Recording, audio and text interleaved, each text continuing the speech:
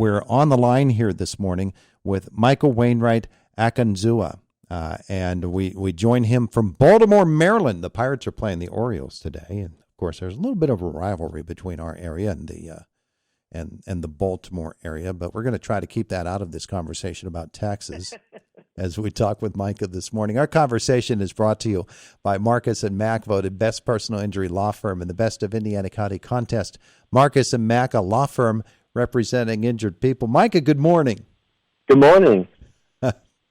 It's tough for me to do this, because of the rivalry, and I don't even think of Steelers and Ravens. I think of Pirates and Orioles. Okay.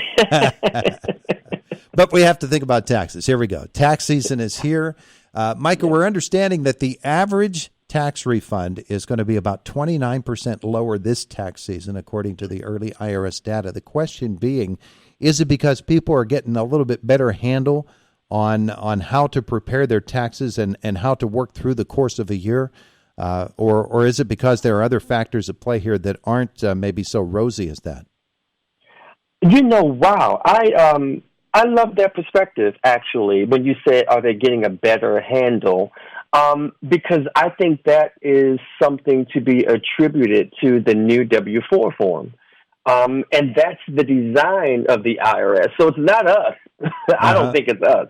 Because the national, the Americans, over 70% of us are in debt. So I don't think we're that disciplined. Mm-hmm. So that's why 2020, the IRS had to come out with a new way of reporting your allowances on Form W-4, because they knew back in the day we were doing things like putting 99 exemptions, 10 exemptions, which in effect meant we had more of our paycheck available to us throughout the year, so that at the end of the year, we either owed or we had refundable credits taking care of our tax bill. So I love how you said that, because it's Uncle Sam that's forcing us to be responsible with how he's collecting during the year. How dare he do something like that? How dare he protect us from ourselves, Micah? Man. Yeah. It is interesting, though, because do people pay all that much attention when they start in their job and they file their W-4? Are they really that savvy that they're saying to themselves, I need to update that? We should be, but are we? Well, some of us are. I would have people that were doing, and this is another reason why our refunds are lower. Mm-hmm. Okay, so one of the, talking about being savvy, some people really are. They will do 6 months exempt, so they'll go January to June, and they will literally remember in June, go back to HR and put the right amount on and get back on, because they're gambling. They're hoping to break even. Sometimes it works. More times than not, to get caught, because some people are forgetting to turn it back on, and there are no withholdings, and you end up owing an ugly amount at the end of the year. Boy, that's a fascinating approach, though, isn't it?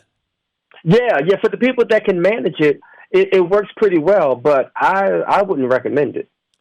By the way, I should properly introduce Micah. He is the author of the book, I Want You to Finance Your Life, 7 Wealth Secrets, and wealth is an acronym, 7 Wealth Secrets You Need to Know About the Tax Code. Micah, tell me about sitting down to write this thing and why you thought it was so necessary.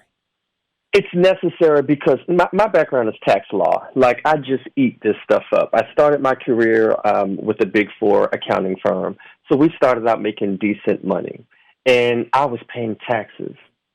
Just picture 22-year-old Micah sitting there, and I've got to write a check for thousands of dollars. And that hurt my heart. Mm. So after I did the auditing thing, I started just as a hobby researching the tax code. So then I had a little practice going on after I left there. People found it hard to believe the things that were legal to do. And I sort of said, you know what, every year in my email responses to my clients, I have to heavily cite the tax law in order to get their buy-in. And I love how you talk about Patriots versus Orioles. Well, here's an analogy for you. The Patriots would never go to the Orioles and ask what our next play should be. Why? Because we're opponents. Mm-hmm. So when we have the IRS telling us how to file our tax returns, putting out all of these publications. Stop looking at that. That's your opponent telling you how to do your tax return to their benefit. You have to look at statute. You've got to come to someone like me that goes beyond that so that we can see what's legal. That's why we don't know what to take, because we rely on what they tell us on the surface. So that book lets you know what the law says. We have case law, we have statutory law. Live there and you'll save money. Yeah, yeah. Well, we do Steelers and Ravens or Pirates, Pirates and Orioles, but we understand what you're saying there. So 7 wealth secrets and wealth, as I said, is an acronym. What's the wealth stand for? I leave that as a mystery. So that when people start, when they do their consult with me, we kind of get into that acronym.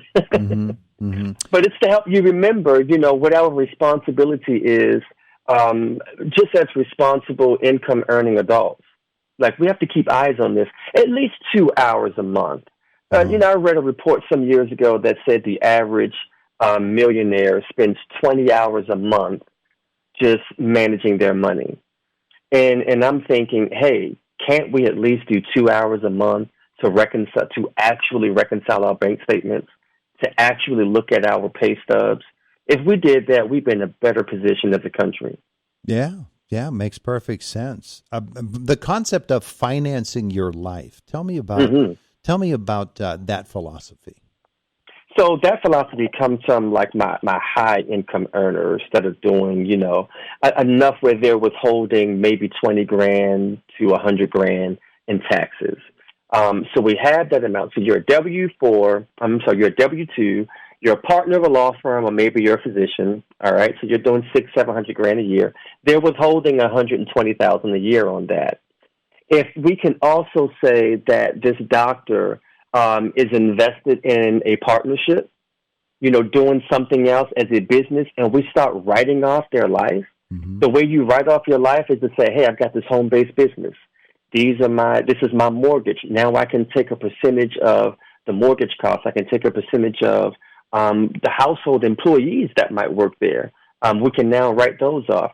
We write so much off that you end up with a loss. And this loss is born from everything legal in corporate law. I call those corporate gloves, which, by the way, if you go to putyourgloveson.com, you get more access to me. But you're financing your life because that $120,000 that they already have in escrow, maybe your real tax amount due was only $90,000 by the time we get finished with our write-offs. So that leaves a $30,000 refund. So that's how you're financing your life. So now that nanny that costs about $30,000 a year, you're paying for that nanny out of your refund. So you have financed that from properly doing your tax return.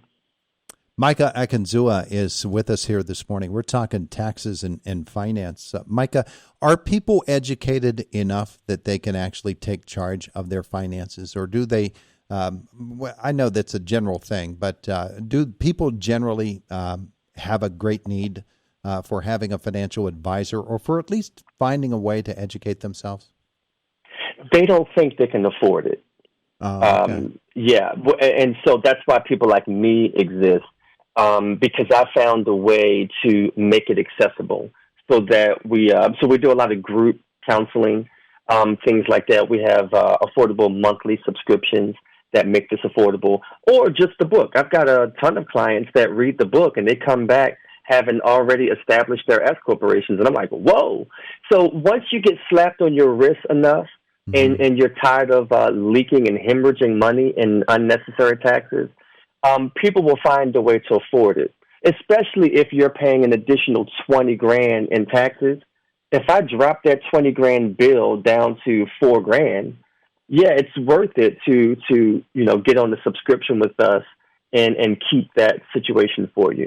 So they don't think they can afford it, which means they think that it's only for the wealthy. If you're making at least $80,000 by yourself, you need corporate gloves. Seriously. Gotcha. His name is Micah Wainwright Akenzuah, and he's with us this morning, our conversation.